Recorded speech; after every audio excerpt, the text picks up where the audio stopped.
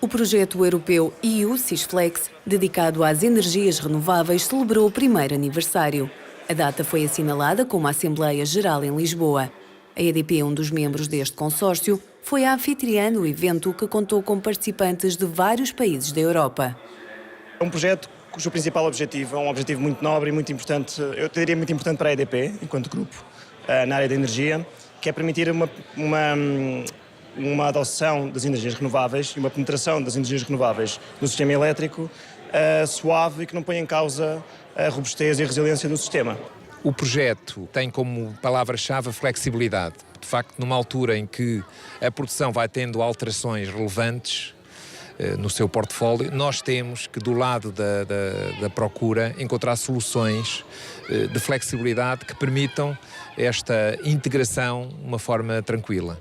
Tem tido muitos bons resultados, resultado de um alinhamento muito forte e aí a direção do projeto está de parabéns.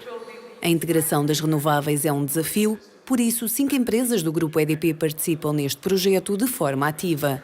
Este projeto tem uma inovação grande dentro do grupo. Além de fazer a interface com o sistema de telecomandas hídricas, vamos fazer também a interface com o sistema de telecomandas eólicas, onde nós, a produção, também participámos no seu desenho. Fazia todo o sentido que a UNES estivesse presente e, de alguma forma, pudesse não só aportar a sua experiência dos mercados, como também aprender um pouco mais sobre o que é que se está a passar a nível europeu no âmbito deste projeto e trazer também para a legislação portuguesa, sempre que possível, as aprendizagens que daí advêm. As apresentações focaram os principais marcos atingidos no primeiro ano e o estabelecimento de outras metas para os próximos 3 anos.